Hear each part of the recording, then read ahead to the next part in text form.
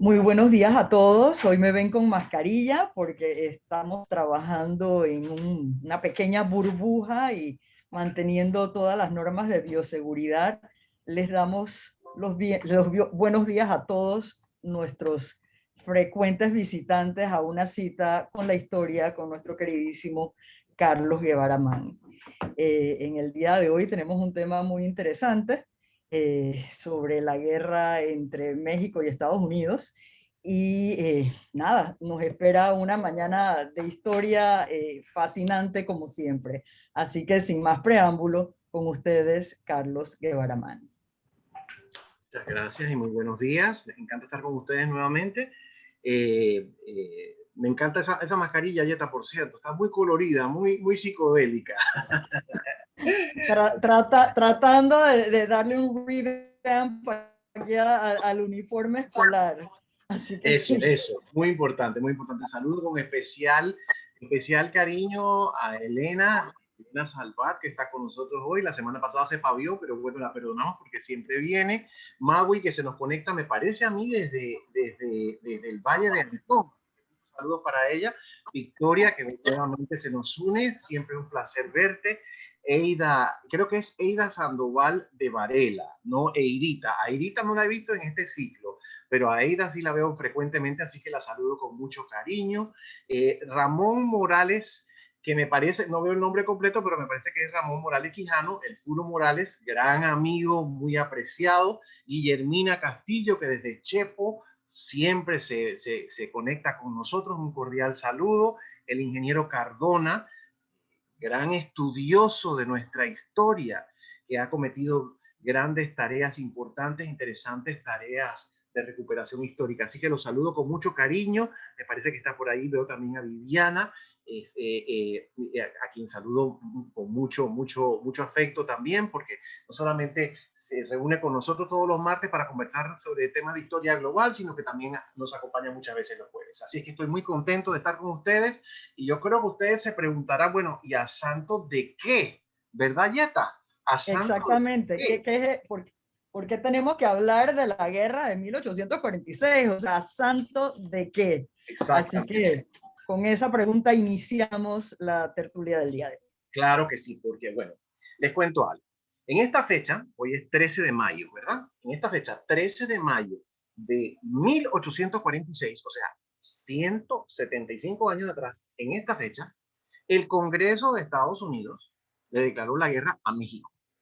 175 años atrás, en esta fecha, dando formal inicio a la guerra que en Estados Unidos se conoce como the Mexican-American War y en México se conoce como la intervención estadounidense en México.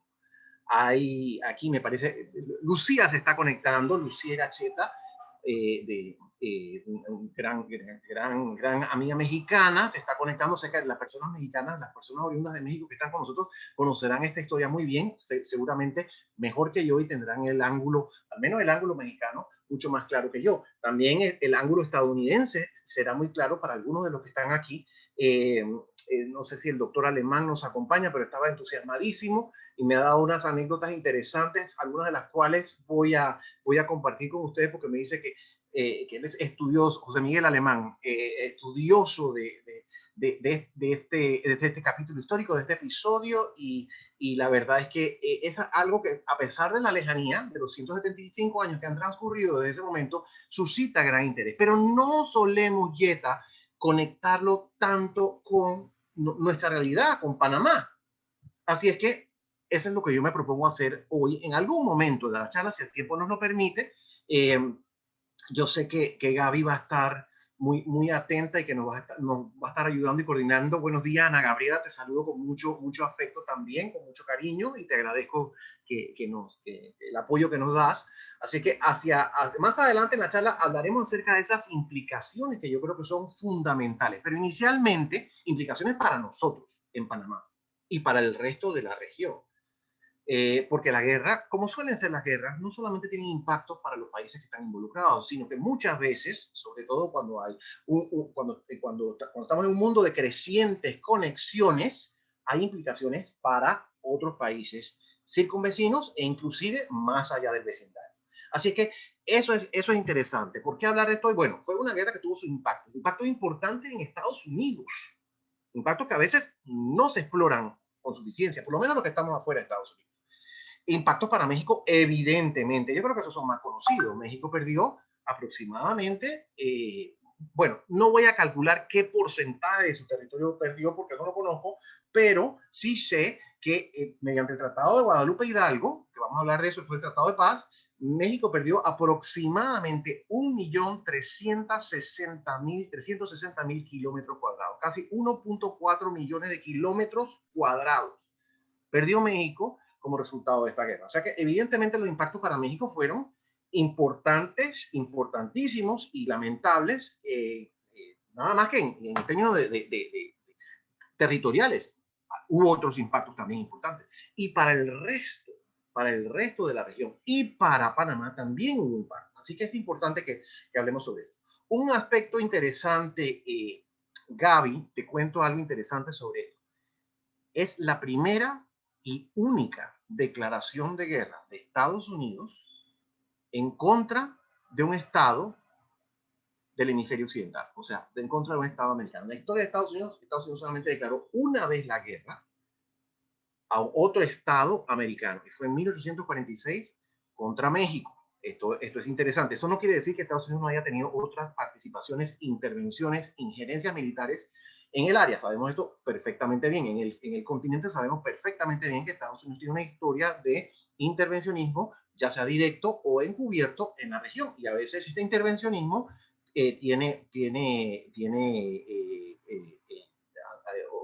toma aspectos, toma la forma de intervenciones militares. Hubo varias intervenciones militares en Panamá, lo sabemos perfectamente bien. En el siglo XIX, muchas de ellas, y en el siglo XX también ha habido algunas, incluyendo la más devastadora de todas, que fue la de 1989. También ha habido intervenciones militares en otras partes. México también sufrió 2 intervenciones militares estadounidenses adicionales, en 1914 y en 1917. Sin embargo, la única declaración de guerra formal que ha habido es en contra de un país americano, un Estado americano, es la que dictó el Congreso estadounidense en esta fecha, el 13 de mayo de 1846. Así que, por la relevancia de la fecha, por el significado de la guerra y por sus implicaciones, yo creo que vale la pena que revisemos este capítulo histórico, que además bueno, es lamentable, por supuesto, pero como son lamentables todas las guerras, y lamentable especialmente para México, pero es interesante e importante que lo revisemos, me parece a mí. Así que diría yo eso acerca de la relevancia del tema en esta fecha, Gaby. Súper. ¿Y cuáles son las principales causas que llevaron a Estados Unidos a encontrarse en una guerra con México? Muy importante. ¿Cuáles son estos antecedentes? Bueno, para explorar adecuadamente los antecedentes, tenemos que remontarnos por lo menos una década antes. La guerra comenzó en 1846, así que por lo menos una década antes, 1835 y 36. Pero para hacerlo adecuadamente, yo creo que habría que remontarnos un poquito más, digamos que a inicios del siglo XIX. Desde inicios del siglo XIX hubo penetración de, ellos lo llaman settlers, pero podían ser colonizadores o podrían ser, bueno, personas migrantes, digámoslo así, migrantes de las partes anglosajonas, de las partes estadounidenses, hacia territorios adyacentes. Recordemos que cuando Estados Unidos se funda, bueno, declara su independencia en 1776, en 1781 le gana la guerra a Gran Bretaña, en 1783 se dicta el Tratado de Paz, en 1787 se dicta la Constitución. Entonces estos son los eventos fundacionales. Desde esa época, en esa época Estados Unidos ocupaba como una tercera parte de su territorio actual. Era el territorio al oeste del Mississippi. Básicamente, había otras partes que están al este, yo dije al oeste, perdón, es al este del Mississippi. Esa es la parte que básicamente ocupaba Estados Unidos en su fase o su etapa inicial. Hay algunas precisiones que hacer. La parte sur, o sea, Florida, tanto la Florida Oriental como la Florida Occidental todavía no habían sido incorporadas a Estados Unidos, eso vino después. Pero básicamente era la costa atlántica de Estados Unidos y su territorio inmediatamente adyacente hasta el río Mississippi. Esencialmente era eso. Entonces, una característica importante del desarrollo de Estados Unidos es esa migración hacia el oeste. Y este proceso de migración hacia el oeste comenzó, bueno, comenzó inclusive desde antes de la independencia. Y una vez que se formó Estados Unidos, siguió con bastante ímpetu. Entonces hubo penetración de estos migrantes en los territorios al oeste del río Mississippi, incluyendo Texas. Texas en inglés, en español, Texas. En ese momento, Texas, a principios, me refiero a principios del siglo XIX, Texas era parte del Imperio Español. Específicamente, estaba adscrita, era un territorio adscrito al virrey de México, al virrey de Nueva España. Entonces, era un territorio español y los españoles les dieron permiso, grave error, pero les dieron permiso a estos migrantes para que fueran estableciéndose en Texas, migrantes anglosajones. México finalmente declara su independencia y se establece como un estado independiente en 1821, 200 años atrás también. Este año, como nosotros, declara su independencia en 1821. Finalmente se completa la jornada independentista mexicana, que fue, por cierto, muy sangrienta y muy prolongada, pero se completa en 1821. México declara la independencia y asume la soberanía que tenían los españoles sobre todos estos territorios. O sea, México era un país enorme, muchísimo más grande que Estados Unidos, porque México abarcaba desde el norte de California, hasta Costa Rica. Recordemos eso, un país enorme, inmenso. Unos años más tarde, poquitos años más tarde, después de la independencia, alrededor de 1823, un poquito más adelante, Centroamérica se separa y establece un gobierno para todo el istmo, excepto Panamá, o sea, desde Guatemala hasta Costa Rica. Así que allí sufre México su primer desmembramiento. Esta parte se separa y se establece aparte como un estado independiente. Pero México permanece todavía como un estado que abarca desde, bueno, el norte de Guatemala, Yucatán y toda esa parte, hasta el norte de California. Después de California, esa es una frontera un poco difusa y había varios reclamos. Reclamaban los británicos decían que ellos reclamaban esa parte de Oregon y Washington State y Idaho y qué sé yo, eso hacia el norte. Si pueden visualizar el mapa de Estados Unidos, hacia el norte de California quedan esos actuales estados. Eso era un reclamo británico, pero también reclamaban los españoles, habían reclamado, y cuando se retiraron los españoles, los mexicanos reclamaban allá también, y otros que reclamaban eran los rusos, así que todo el mundo reclamaba esa parte. Pero el límite de México era un límite difuso, porque esta era una frontera muy amplia, muy extensa, muy poco definida. Esa frontera la reclamaban los mexicanos. O sea que México todavía, a pesar de la escisión de Centroamérica, seguía siendo un país enorme, un país inclusive de mayor extensión que Estados Unidos. Bien. Los mexicanos continúan permitiendo el ingreso de anglosajones de Estados Unidos en Texas. Y eventualmente esto lleva a una confrontación. Lleva a una confrontación. Hablé acerca de la independencia mexicana en 1821.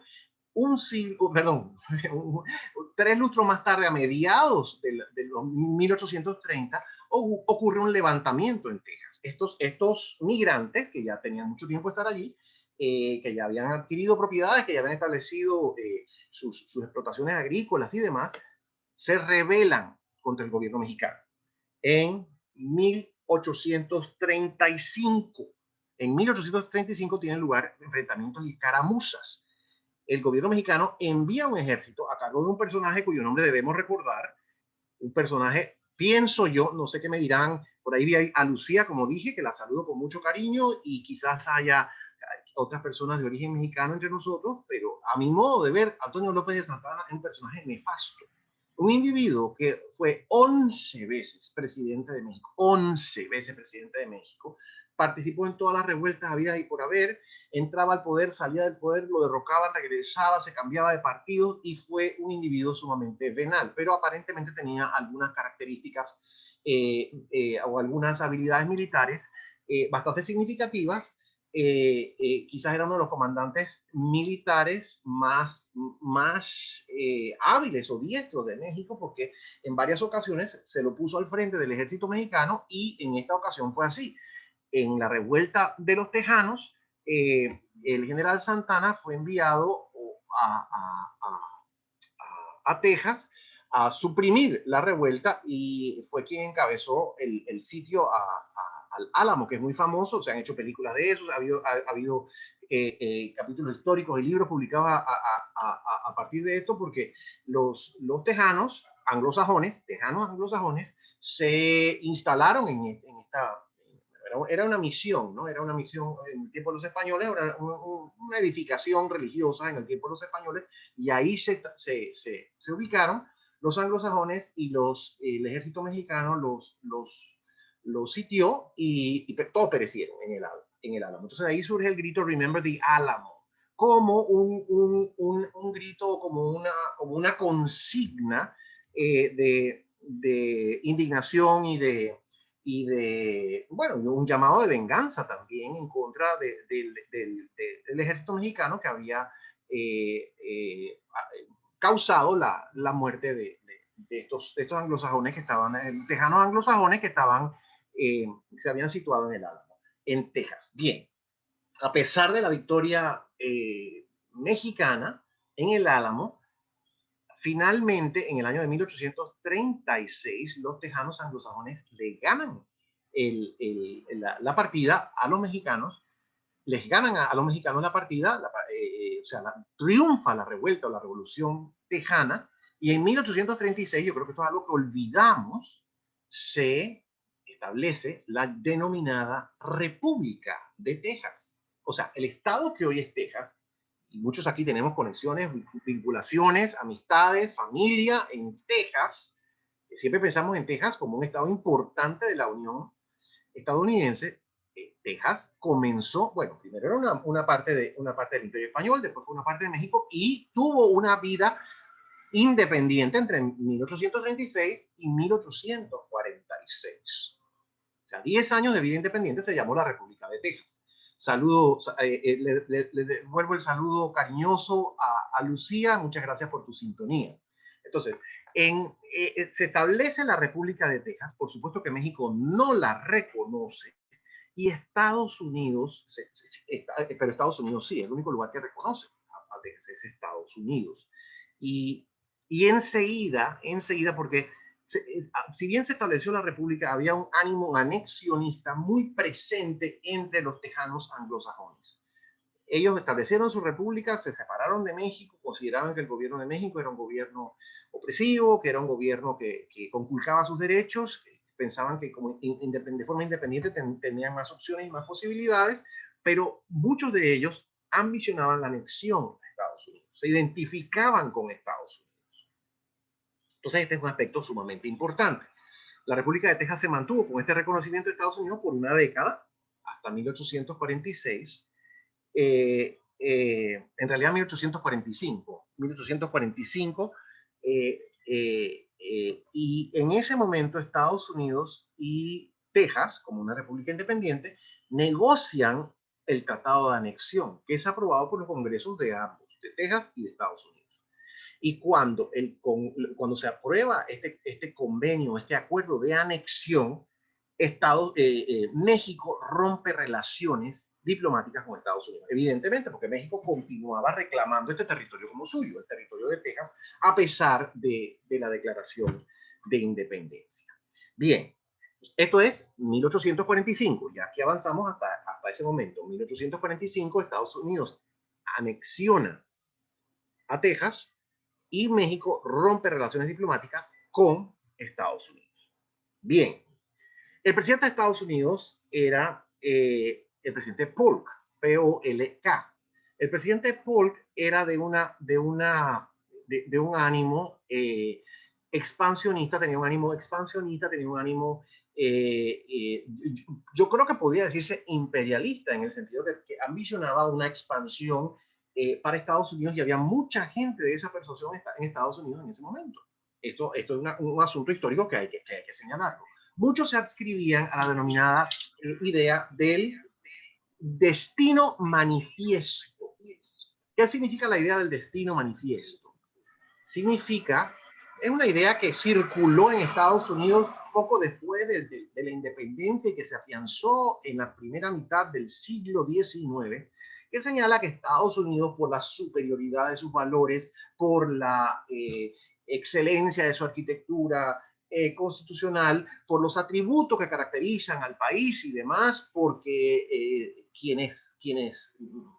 bueno, el grupo mayoritario, digamos, o el grupo dominante, digámoslo así, el grupo dominante de Estados Unidos constituía una raza especial, una raza elegida. Estados Unidos estaba llamada a ampliarse a lo largo de todo el continente, de un extremo a otro. Esa es la idea del destino manifiesto. La idea del destino manifiesto es: Estados Unidos es superior a los otros países por sus valores fundacionales, por sus características, por esto y aquello y lo demás, y como tal está llamada a ocupar todo el continente, pero no solo o sea, todo el continente de un mar a otro. Está llamada a realizar una ampliación continental desde el Atlántico hasta el Pacífico, a través de la anexión de territorios adyacentes. Entonces, evidentemente, esta es una doctrina o una idea que tiene connotaciones imperialistas, ¿cierto? De expansión imperial. Y así es reconocido en la historia y en las relaciones internacionales. Pero hay algo muy interesante, y es algo que perdemos de vista, que el ánimo expansionista de Estados Unidos no terminaba en California y en el Pacífico. El ánimo, el espíritu, el deseo expansionista de Estados Unidos se ampliaba a otras partes.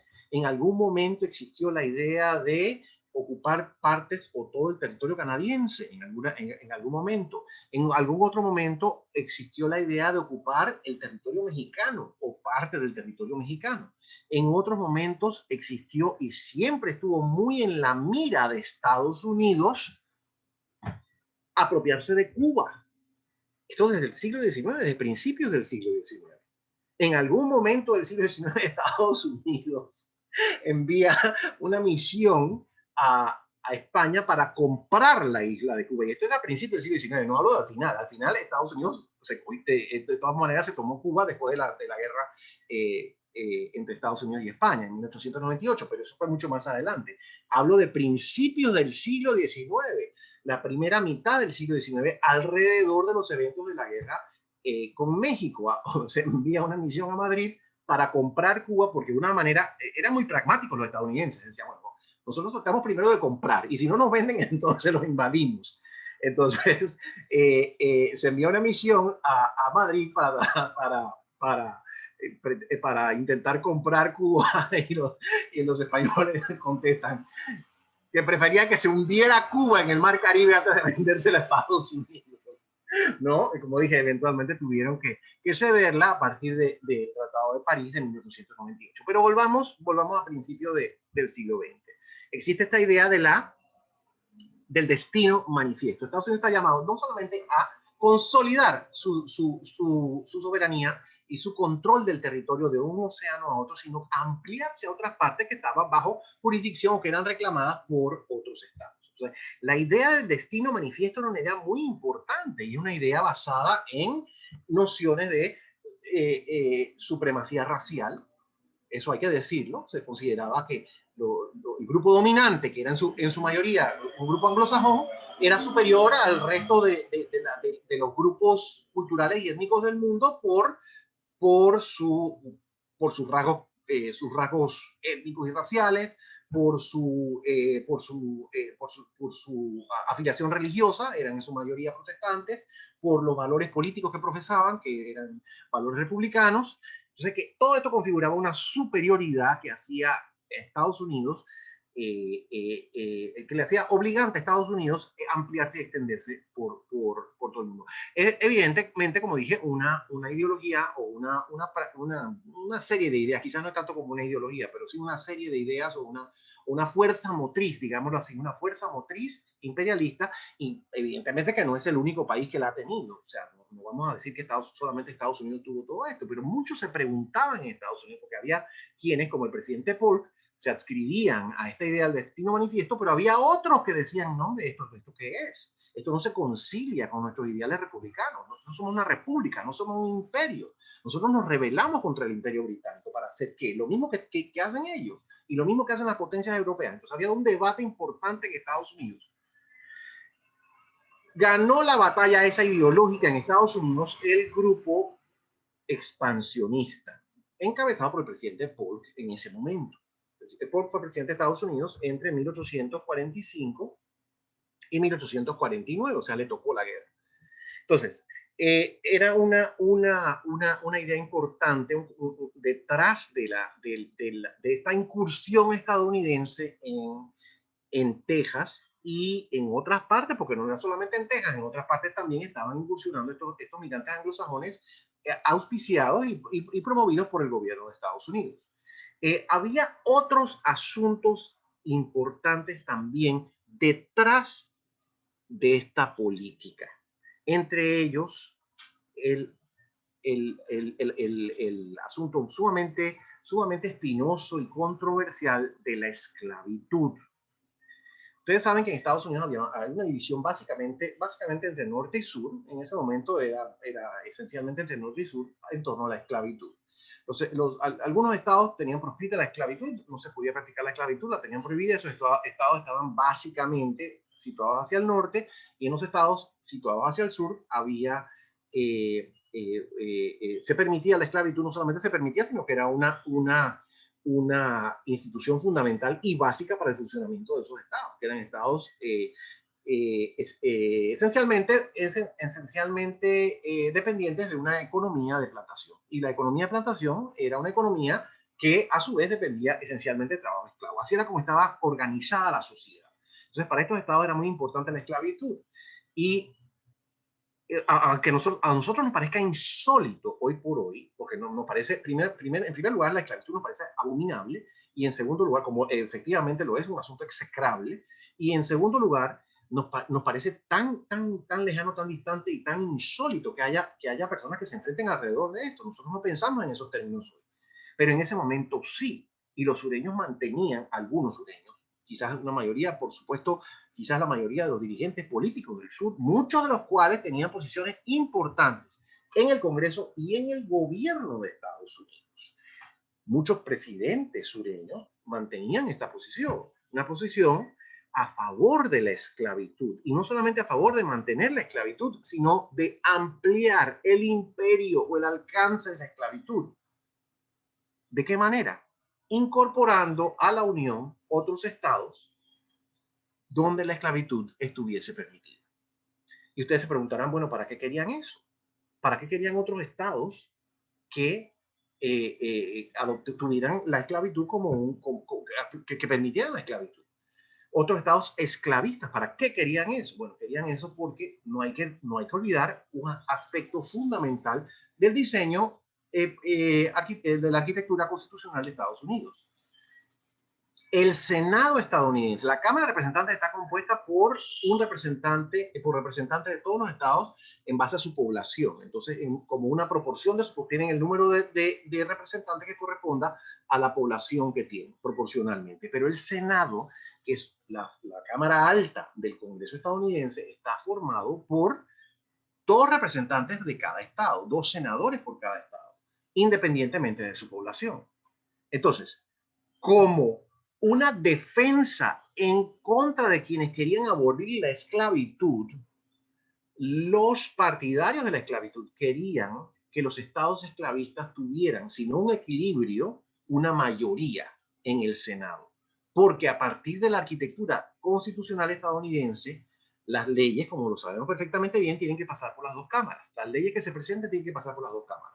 Si no las aprueba tanto la Cámara de Representantes como el Senado, no se pueden convertir en ley. Entonces, los esclavistas sureños consideraban que tenían una defensa en el Senado. Y en la medida en que se pudiese ampliar el número de estados esclavistas, los esclavistas iban a tener más senadores en el Senado y el Senado podía convertirse o podía constituir una defensa en contra de cualquier intento por suprimir la esclavitud. Además de eso, por supuesto, tenía representantes en la Cámara y mientras más estados hubiera que tuviesen, o sea, la incorporación de otros estados significaría que habría que aumentar el número de representantes en la Cámara y que muchos de ellos o algunos de ellos vendrían de estos estados esclavistas.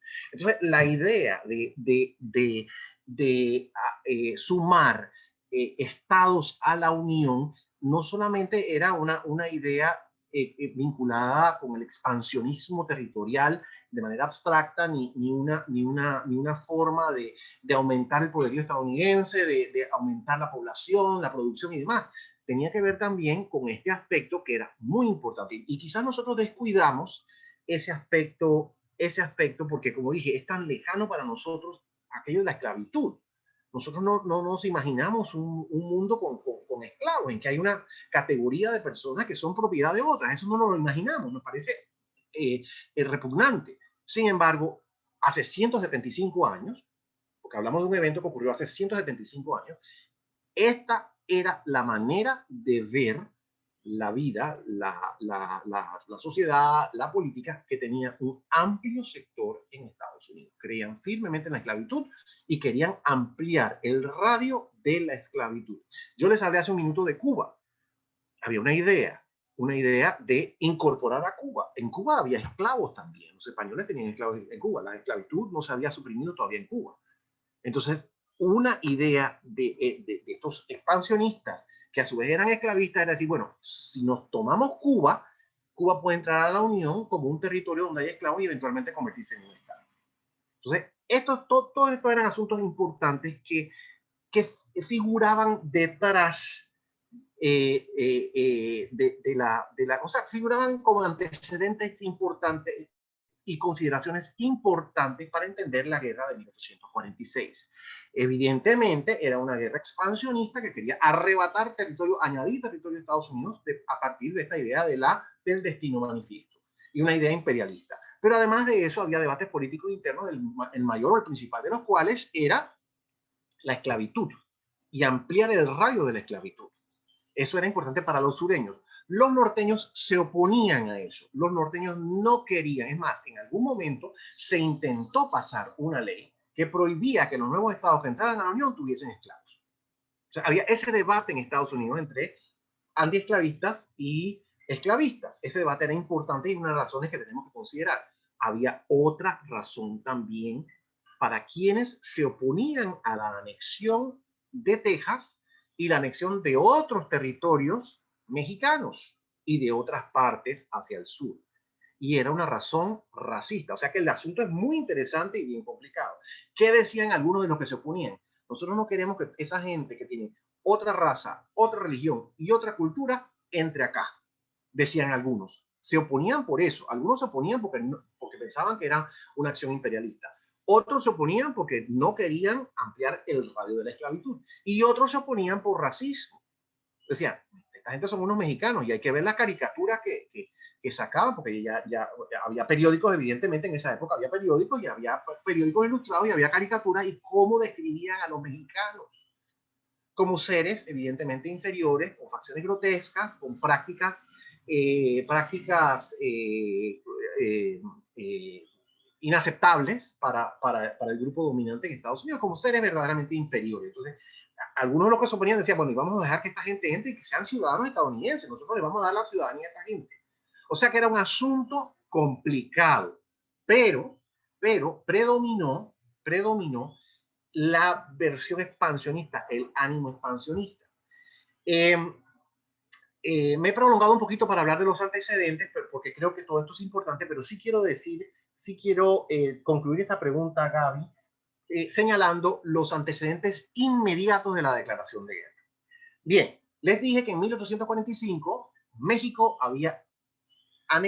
Estados Unidos y Texas habían concluido su contrato o su tratado de anexión. Entonces, Texas pasó a formar parte de Estados Unidos como estado esclavista. No nos olvidemos de eso.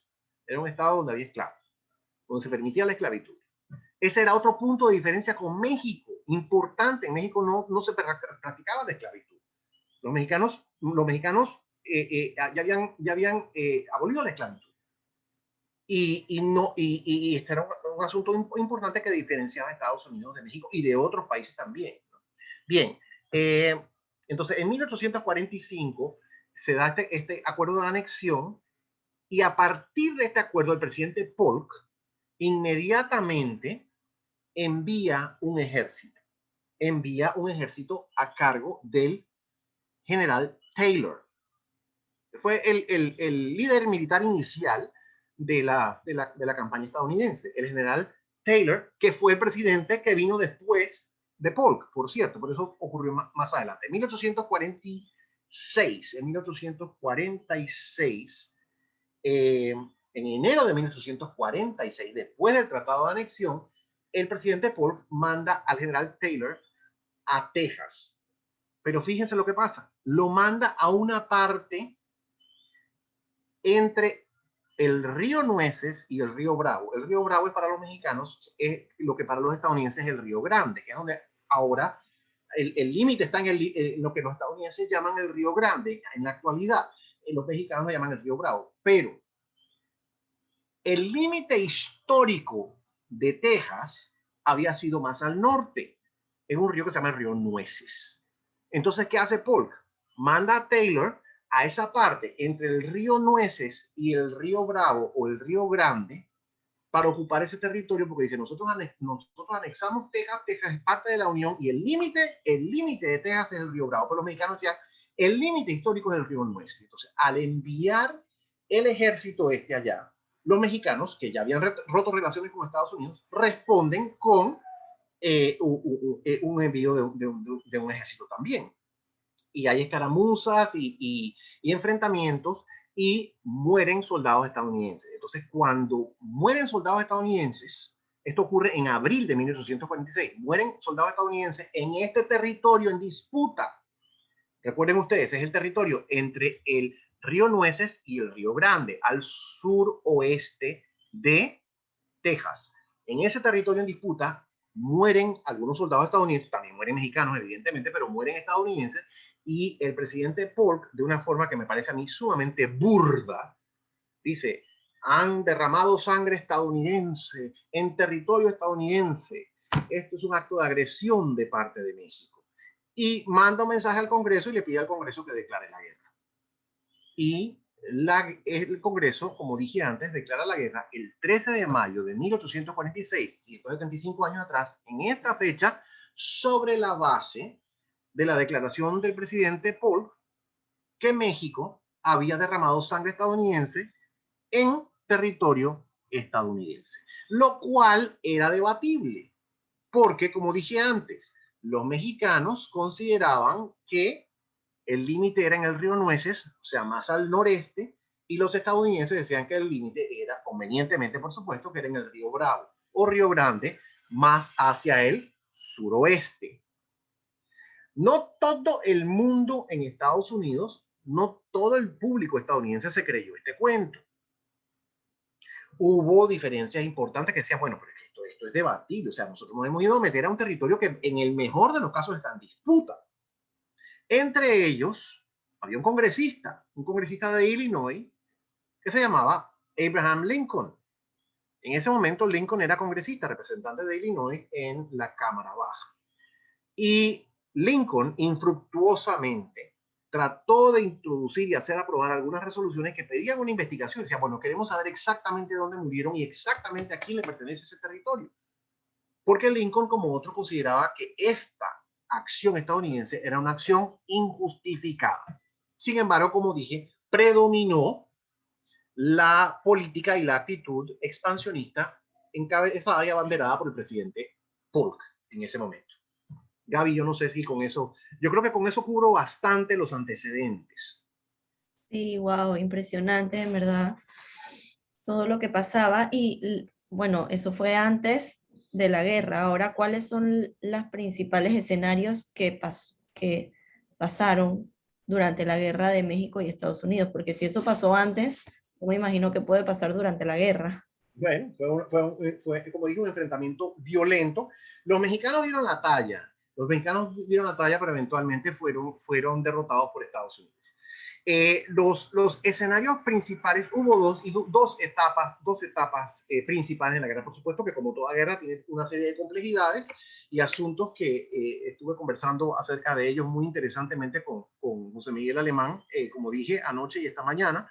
Así es que me agrada saber que él, como otros panameños y amigos, se interesan por este capítulo histórico. La etapa inicial y que se convirtió en el teatro inicial de guerra también fue en Texas y la parte del norte. Allí envió el presidente Polk al general Taylor a la cabeza de la fuerza que, como dije, ocupó la parte entre el río Nueces y el río Bravo. Entonces, desde allí, esa fuerza siguió hacia el sur, entró en México ya propiamente en territorio mexicano, que para ambos países era territorio mexicano, esto no estaba en disputa, penetró en territorio mexicano y tuvo una serie de victorias, ocupó la ciudad de Monterrey, que está al sur de la frontera, evidentemente, y en un lugar que se llama Buenavista, en 1847, triunfó sobre el ejército mexicano. El general Taylor, que era uno de los militares más destacados de Estados Unidos, consideró que con eso ya era suficiente. Con eso ya era suficiente para establecer la dominación o establecer o dejar por sentado el hecho de que Texas era parte de la Unión y que ya con eso bastaba. Simultáneamente hubo otra etapa, miren ustedes, hubo otra etapa de la guerra hacia el este. El presidente Polk mandó era un coronel, el coronel Kearney, mandó al coronel Kearney a ocupar California y Nuevo México, que están hacia el oeste de Texas, por supuesto. Después de Texas viene Nuevo México y después, eventualmente después viene California, ¿no? Está ahí Nevada entre eso, ¿no? Pero, en fin, mandó a ocupar esos territorios. Los cuales pudo ocupar el coronel Kearney sin mayor problema, porque, como dije, esas eran unas fronteras hacia el norte de México, no eran lugares muy poblados, eran lugares de poca población, y de poca presencia del Estado mexicano. Así que Kearney pudo ocupar eso sin mayor problema. Sin embargo, el presidente Polk no estaba satisfecho. Él quería seguir hasta llegar a la Ciudad de México. Y el general Taylor, como que no estaba muy convencido de esto, entonces el presidente Polk, en un arranque de rabia, mandó al general Scott, Winfield Scott, que era otro militar aguerrido estadounidense, un comandante de mucho prestigio militar. Lo mandó a Veracruz. Y en Veracruz desembarcó el general Scott y derrotó al ejército mexicano allí y continuó en su avance hasta llegar a la Ciudad de México. Ocuparon la Ciudad de México las fuerzas estadounidenses al mando de Scott, ocuparon la Ciudad de México me parece que fue en febrero, sí, febrero de 1848. El 2 de febrero de 1847, disculpen ustedes, en marzo de 1847, la fuerza estadounidense a cargo del general Scott ocupó la Ciudad de México. Y con esto se da fin a la etapa bélica, a la etapa de enfrentamientos armados de la guerra, que sin embargo se prolongó un año más porque el Tratado de Paz no se firmó hasta el año siguiente, hasta 1848. Hubo una serie de anécdotas, o hay una serie de anécdotas interesantes referentes a esta guerra, Gaby. Por ejemplo, el ejército mexicano, como dije, dio la batalla. El ejército mexicano estuvo liderado sobre todo en la segunda etapa, en la segunda parte, estuvo liderado por un personaje, este personaje que señalé antes, Antonio López de Santana, un individuo que es sumamente oportunista, un individuo sumamente ambicioso, egocéntrico, que sin embargo tenía sus atributos militares, pero que eventualmente fue derrotado por los estadounidenses. Lo interesante es que Santana, miren ustedes, Santana cuando inicia esta guerra estaba exiliado en La Habana. Como dije, tuvo una vida política, una trayectoria política tan irregular y tan accidentada que la guerra lo encuentra en Cuba. Y entonces él rápidamente, él que había antes derrotado a los estadounidenses en el Álamo, después a los tejanos en el Álamo, después los tejanos lo capturan a él, le obligan a firmar un tratado de paz, vuelve a México, es presidente, lo exilian y se encuentra en Cuba. Y él manda un mensaje a Estados Unidos. Fíjense lo oportunista que era este individuo. Y el mensaje que manda es: ayúdenme a regresar a México porque así yo voy a pacificar esta situación y yo voy a llegar a un acuerdo con ustedes. Cuando llega a México, lo que hace es ponerse al frente del ejército mexicano para combatir a los estadounidenses y eventualmente derrotarlos. Aún así, como dije, los mexicanos pelearon con mucha valentía y causaron bajas a los estadounidenses, pero sobre todo lo que afectó al ejército estadounidense en México fueron las enfermedades. Hubo una gran mortandad de estadounidenses en México a partir de las enfermedades que adquirieron por trasladarse y por las condiciones tan inconvenientes, en las condiciones poco sanitarias que había en la guerra, en los teatros de guerra. Otro aspecto interesante que me señaló el doctor Alemán, me pareció esto sumamente interesante, fue que como parte del ejército estadounidense había una brigada compuesta por irlandeses estadounidenses, la brigada de San Patricio, y como buenos irlandeses eran católicos. Y cuando llegaron a México, se rebelaron porque el ejército estadounidense, por supuesto que era predominantemente protestante, encabezado por protestantes, y dijeron: no les vamos a hacer la guerra a un país católico.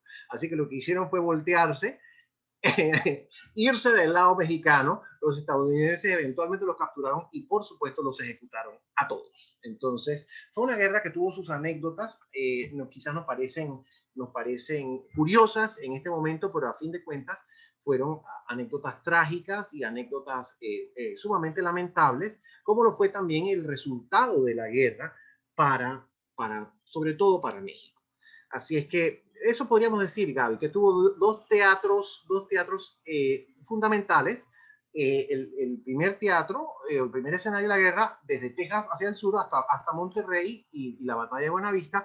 Y el segundo escenario, que fue cuando los estadounidenses, al mando del general Scott, entraron por Veracruz y finalmente ocuparon la Ciudad de México en marzo de 1847. Ok, y así, o sea, y la guerra concluyó de una manera como que ya lo tenían que aceptar o fue más pacífico? O sea, ¿pudieron llegar a un acuerdo o simplemente... Bueno, evidentemente que se firmó un tratado de paz, el que se conoce como el Tratado de Guadalupe Hidalgo, porque es era una parte en ese momento afuera de la Ciudad de México, era como que dice un suburbio, una finca, un área campestre afuera de la Ciudad de México, y ahí se firmó el Tratado de Paz, que se conoce con el nombre de Guadalupe Hidalgo. El Tratado de Paz de 1848, del 2 de febrero de 1848. Pues sí, el ejército estadounidense victorioso, triunfante sobre el ejército mexicano, pudo imponerle condiciones a México. Entonces, la solución sí fue acordada a partir de ese acuerdo, de ese tratado, pero fue un acuerdo absolutamente desventajoso para México. Bueno, no digamos que absolutamente, porque sí hubo un pago monetario, pero fue una humillación para México, una pérdida enorme de su territorio, una pérdida territorial enorme para México y además, como dije, una humillación para México que contribuyó a, a complicar más la situación política interna de ese país. Pero eso tiene que ver más bien con las consecuencias. En términos del tratado, el Tratado de Paz en sí, ¿qué fue lo que señaló el Tratado de Paz? Bueno, en primer lugar, la cesión de un territorio enorme que está compuesto hoy por los estados de California, Arizona, Nevada, Utah, Nuevo México y parte de Colorado. Además de que México tuvo que acceder, aceptar la anexión estadounidense de Texas. Todo ese territorio enorme abarca un área aproximada de 1.360.000 kilómetros cuadrados, como dije al principio. 1.360.000 kilómetros cuadrados. Una vez más, no quisiera aventurarme a indicar cuánto representaría esto, pero anoche conversaba con mi querida pariente Maribel Céspedes, la doctora Céspedes, quien está por aquí también, lo mismo que su hermano, el ingeniero Céspedes, a ambos los cuales saludo con mucho aprecio. Y me comentaba la doctora Maribel que era algo así, se estima que era aproximadamente la mitad de la extensión territorial de México. Entonces recordemos que México perdió toda la parte de Centroamérica poco después de la independencia y toda esta parte norte a partir de la guerra de 1846. O sea que la pérdida territorial para México en los primeros 25 años de su historia independiente fue terrible. Fue terrible. Quizás podríamos decir que México perdió como unas 2/3 partes de su territorio en los primeros 25 años de su vida independiente. Como digo, estimo una vez más la extensión esta, no tengo con precisión los números, pero sí sé que la extensión territorial aproximada era de 1.360.000 kilómetros cuadrados que México tuvo que ceder a Estados Unidos a partir del Tratado de Paz, del Tratado de Guadalupe Hidalgo. Estados Unidos reconoció una compensación monetaria a Estados Unidos de 15 millones de dólares, que era por supuesto una suma mucho más apreciable de lo que serían hoy 15 millones de dólares, tomando en cuenta la inflación, pero de todas maneras era poca cosa comparada a la pérdida de territorio. Y además de eso, Estados Unidos accedió a asumir los reclamos de los tejanos, porque había unos reclamos monetarios de los tejanos anglosajones en contra de México, y esos reclamos ascendían algo así como 3 millones de dólares. Entonces, al final, la compensación económica de Estados Unidos fueron como 18 millones de dólares por todo este territorio enorme de 1.360.000 kilómetros cuadrados, más la parte de Texas, ¿no? Así es que fue una pérdida enorme para México y fue una ganancia incalculable para Estados Unidos. A partir de esta guerra, Estados Unidos consolidó su dominio territorial de un océano a otro. O sea que con la guerra de 1846, Estados Unidos estableció su dominio sobre el territorio continental como lo conocemos hoy, ¿cierto? Que Estados Unidos se extiende desde la costa atlántica hasta la costa del Pacífico. Esto ocurre a partir de esta guerra. Antes de eso, Estados Unidos no controlaba toda esa sección, que es como una tercera parte de su territorio. Después, por supuesto que después hubo otros arreglos, la parte de Oregon y de Washington, esa parte se acordó con Inglaterra, de una forma diplomática. Allí no hubo una guerra, aunque algunos temían que podía haber una guerra con el Reino Unido por esos territorios, pero eso se acordó por la vía diplomática. Se estableció la frontera en un paralelo, no me acuerdo cuál es el paralelo, la frontera entre Canadá y Estados Unidos se acordó mediante una negociación diplomática entre Washington y Londres, y ahí no hubo guerra. O sea que con eso Estados Unidos adquirió una parte adicional hacia el norte, y hubo una porción al sur de Texas, una porción adicional al sur de Texas que se adquirió en 1853, siendo Santana nuevamente presidente de México.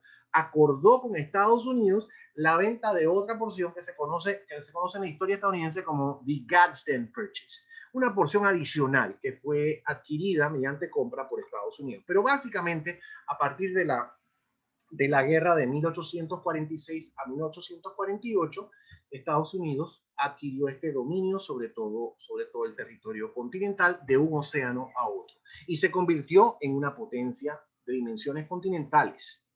Y podríamos decir que como la potencia hegemónica, por lo menos en Norte y Centroamérica. Creo que con eso abordo un poco lo relativo, Gaby, a la conclusión de la guerra. Y además de la consecuencia de territorios para México y Estados Unidos, ¿qué otras consecuencias tuvieron estos países y Panamá? O sea, nosotros, ¿cómo nos afectó esta guerra? Excelente, excelente. Gracias, Gaby. Esto nos permite abordar el alcance regional e internacional más allá de sus implicaciones para México y para Estados Unidos. Hablamos ya un poquito de la situación para México, hablamos también de la situación para Estados Unidos, como bien lo señala Gaby. En Estados Unidos esto atizó algo que no señalamos inmediatamente, pero que sí señalamos antes en la conversación. En Estados Unidos atizó el debate entre esclavistas y antiesclavistas y profundizó la brecha entre el norte y el sur y entre expansionistas y, digamos, republicanos. Porque muchos señalaron este asunto como una guerra de agresión. El presidente Polk decía que era una guerra justa. Decía que esta era una guerra justa porque México había matado a estadounidenses sobre territorio estadounidense, pero evidentemente que esta era una acusación muy dudosa. Entonces eso generó toda clase de críticas y de observaciones por parte de un segmento de la población que no estaba de acuerdo con este expansionismo imperialista. Y lo referente a la esclavitud también, Texas entró a la Unión como un estado esclavista y esto acentuó las diferencias entre los partidarios de la esclavitud y quienes no estaban a favor de ella, quienes la reprobaban, al punto que estas diferencias fueron escalando. Hubo lo que se llamó el compromiso de 1850, pero ese compromiso de 1850 no logró erradicar las tensiones y eventualmente hubo un enfrentamiento que todos, al respecto del cual todos estamos informados, que fue muy devastador para Estados Unidos. Fue la Guerra Civil de 1861 a 1865. La esclavitud, por supuesto, la esclavitud no fue el detonante de la guerra. El detonante de la guerra fue los derechos de los estados, pero esto estaba vinculado íntimamente al tema de la esclavitud y es un asunto que creo que hemos abordado antes y que podemos, por lo menos lo he escrito al respecto de eso en el periódico y creo que podemos abordarlo en otra ocasión. Así que esas fueron implicaciones adicionales para Estados Unidos. O sea, Estados Unidos ganó territorialmente, pero los problemas políticos internos se acentuaron al punto que fueron caldeándose hasta llegar a la Guerra Civil en 1861. Bien, ¿cuáles son las implicaciones para otras partes, incluyendo a Panamá? Bueno, miren ustedes una cosa.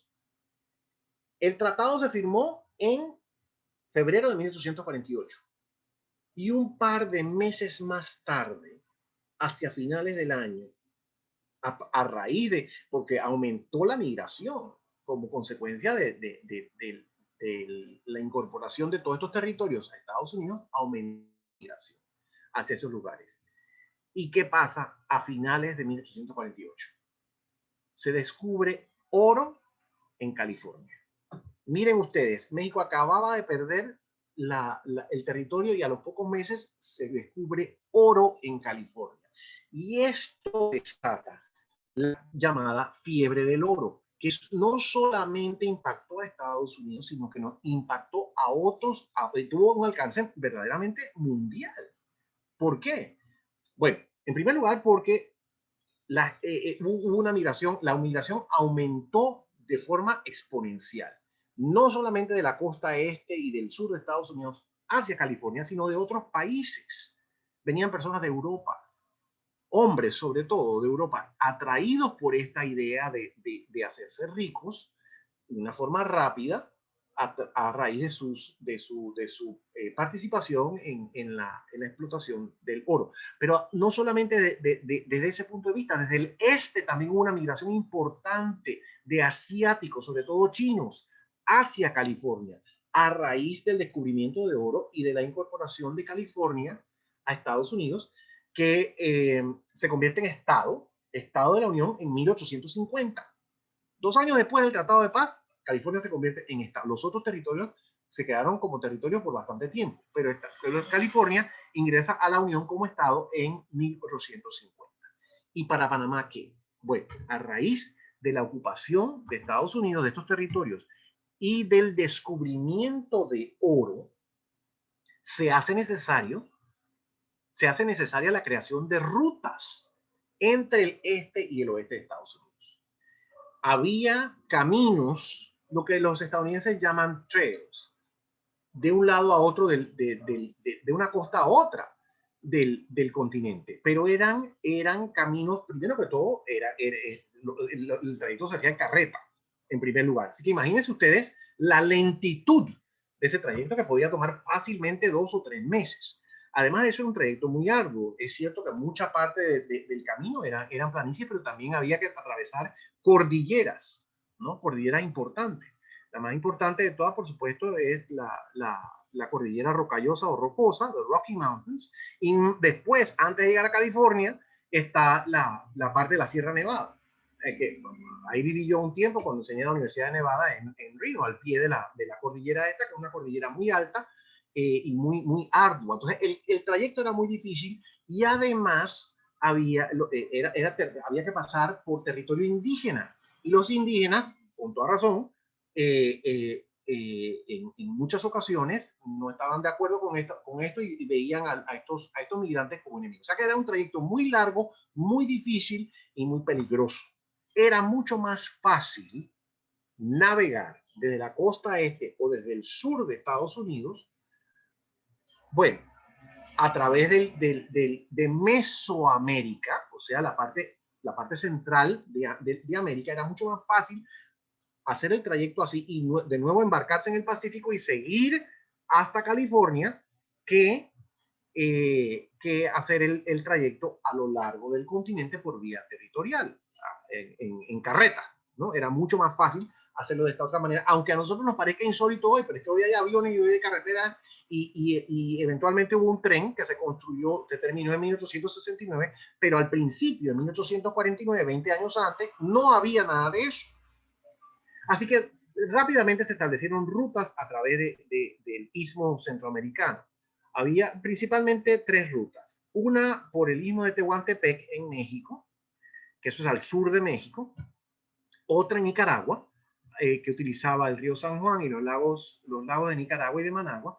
Y la otra, la que para nosotros es evidentemente la más significativa, y en ese momento, en el momento de la fiebre del oro, fue la ruta más utilizada también, que es la ruta de Panamá. Entonces, a raíz de la anexión estadounidense de estos territorios y del descubrimiento de oro, se reactivó la ruta transísmica de Panamá, que había estado dormida, digámoslo así, o poco utilizada durante muchas décadas. Entonces, primero se utiliza la ruta histórica, que era la ruta de los españoles. Los barcos llegaban a Chagres, ahí donde está el fuerte de San Lorenzo, que muchos de ustedes conocen, que es un lugar muy hermoso, por cierto. Ahí desembarcaban y ahí se subían a las chatas o a los bongos o a los barcos más pequeños e iban río arriba, por el río Chagres, río arriba, hasta un lugar que se conocía como la Venta de Cruces, que quedaba por ahí por donde está Gamboa, el hotel de Gamboa. Entonces ahí comenzaba un camino terrestre, que era el Camino de Cruces, que iba desde esa Venta de Cruces hasta la ciudad de Panamá. Y en la ciudad de Panamá, los pasajeros o los que hacían el trayecto esperaban a que hubiera un barco que los llevara a San Francisco. Entonces, esta era una ruta, aunque parezca sencilla, era una ruta complicada también. Evidentemente no tan complicada como la ruta de un océano a otro en Estados Unidos. Esa ruta territorial por supuesto que era mucho más corta, pero aún esta ruta de Panamá era complicada en ese momento y hay toda clase de recuentos y de narraciones acerca de lo difícil que era y de los mosquitos, de los lagartos y las culebras y los malos caminos y a veces el río no tenía suficiente agua y otras veces el río tenía demasiada agua y se inundaba. Bueno, y era toda una serie de complicaciones.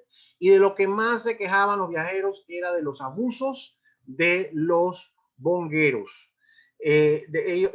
Y había, por supuesto, un enfrentamiento cultural, se dio un enfrentamiento cultural, un enfrentamiento entre personas que venían de esta tradición anglosajona, de este mundo anglosajón, y los habitantes del Istmo de Panamá, que estaban acostumbrados a otras prácticas y otras maneras de ver la vida y demás. Es un asunto muy interesante, pero que dio pie a conflictos, conflictos entre viajeros y nativos. Bien, entonces, muy pronto se vislumbra la necesidad de modernizar la ruta y un grupo de inversionistas neoyorquinos ve la oportunidad de modernizar la ruta, ve en la modernización de la ruta una oportunidad de negocio. Así que, ¿qué comienza? Inmediatamente, casi que inmediatamente, la construcción del ferrocarril de Panamá. Fíjense ustedes la secuencia cronológica. El Tratado de Guadalupe Hidalgo se firma en febrero de 1848. Hacia finales del año se descubre oro en California. Muy poco después, en 1849, llega el primer barco a Panamá con pasajeros de la costa de Estados Unidos que quieren hacer la ruta hacia San Francisco por vía marítima y terrestre a través del Istmo de Panamá. Ya existían compañías, pero estas compañías navieras se afianzaron. Había una en el Pacífico y una en el Atlántico. Y en 1850, el gobierno de Colombia, que entonces se llamaba la Nueva Granada, concede un contrato a esta compañía de inversionistas neoyorquinos que se conoce como el Tratado Stevens-Paredes. No es un tratado, perdón, es un contrato entre estados independientes, pero un contrato. El contrato Stevens-Paredes, una concesión. El gobierno de la Nueva Granada concede a esta compañía de inversionistas estadounidenses, la Compañía del Ferrocarril de Panamá, una concesión para construir un camino de hierro entre la costa atlántica y la ciudad de Panamá. Ese contrato, Stevens-Paredes, tiene fecha de 1850, se firmó en 1850 y poco después inicia la construcción del ferrocarril de Panamá. La primera gran modernización de la ruta transísmica del Istmo de Panamá. Fue una construcción sumamente ardua, fue un proyecto, fue un megaproyecto. En realidad fue un megaproyecto, a pesar de la corta extensión de la línea, porque son, ¿qué? 80 kilómetros entre un mar y otro, ¿no? Pero de todas maneras fue un megaproyecto y un megaproyecto sumamente arduo y difícil. El año pasado me contactó un profesor irlandés que tiene un estudio verdaderamente fascinante sobre la construcción del ferrocarril, el primer gran estudio sobre la construcción, porque siempre se lo menciona en los capítulos que tienen que ver con el canal, pero nunca ha habido un estudio directo y específico sobre el ferrocarril. Entonces, el profesor irlandés se enfoca en la construcción del ferrocarril y no solo en eso, en la presencia de irlandeses entre los trabajadores del ferrocarril. Algunos vinieron directamente de Irlanda, pero muchos vinieron de Estados Unidos. Eran irlandeses que estaban en Estados Unidos y que de Estados Unidos se trasladaron a Panamá. Algunos estaban en la costa este, otros estaban en Nueva Orleans. Entonces, esa historia que narra el profesor irlandés es una historia para nosotros desconocida, pero todos estos acontecimientos, la modernización de la ruta, primero la reactivación de la ruta transísmica, después la modernización de la ruta, la primera gran modernización de la ruta, y la construcción del ferrocarril, y mucho más importante que todo lo anterior, la creación de un interés estadounidense en el Istmo de Panamá, surgen a partir de la guerra entre México y Estados Unidos de 1846 a 1848, que tuvo, como dije, implicaciones no solo para ambos países involucrados, sino para otros también, incluyendo al Istmo de Panamá. Así que, Gaby, a mí me parece que este capítulo es bien interesante y sobre todo lo que me gusta recalcar es como algo que pasa a kilómetros de distancia y que aparentemente no tiene nada que ver con nosotros, reviste consecuencias importantes para nuestro país o tiene consecuencias importantes, tiene efectos importantes en nuestro país. Este periodo que se conoce en Panamá como el periodo de la California tuvo unas reverberaciones importantísimas. Semanas atrás hablamos acerca del incidente de la tajada de sandía. Y ustedes recordarán perfectamente los que estuvieron con nosotros que este incidente de la tajada de sandía se suscita como un enfrentamiento, es un enfrentamiento entre pasajeros estadounidenses y panameños, no solo panameños, porque también había gente de otras partes de América, que estaban en Panamá y que tienen esta confrontación el 15 de abril de 1856, que termina en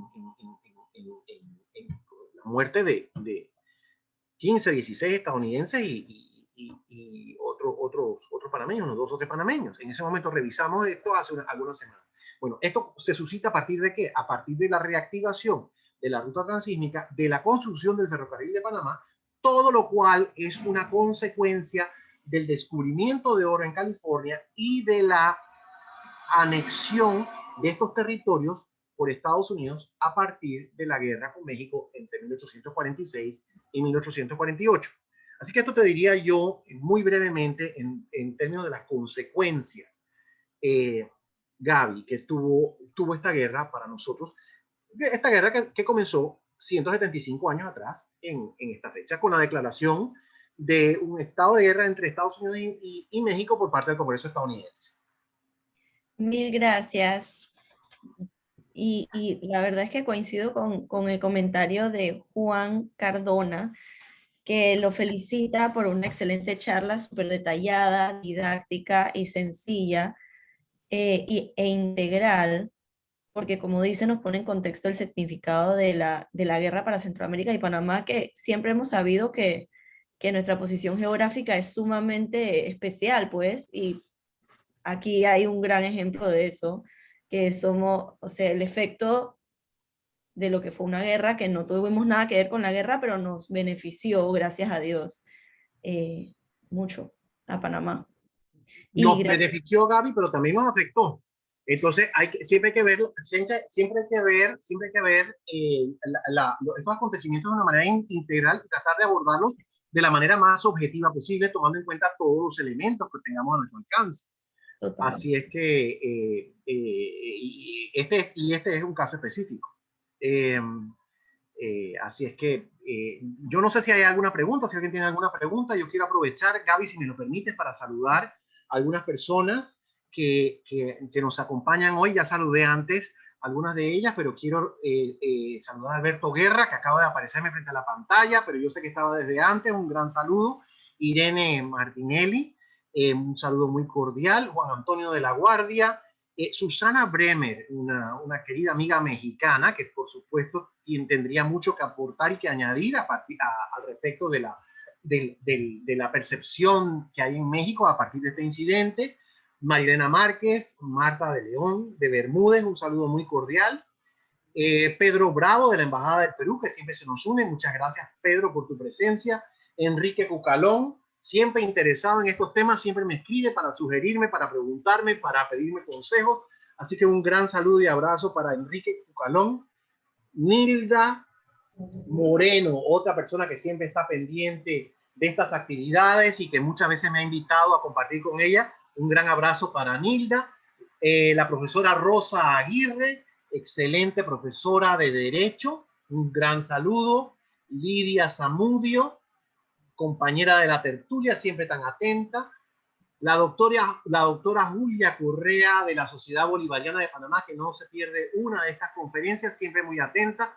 Mi querido vicerrector Alonso de la Guardia, con quien tantas conversaciones interesantes mantengo, y otras personas que están con nosotros hoy, Gaby. Así que quiero enviarles a todos un gran saludo y un gran agradecimiento por su compañía. Totalmente. Gracias por acompañarnos hoy en la cita con la historia. Y bueno, nos despedimos. Mil gracias al doctor Carlos Guevara Mann. Y nada, nos vemos el próximo jueves para otro interesante conversatorio. Gracias.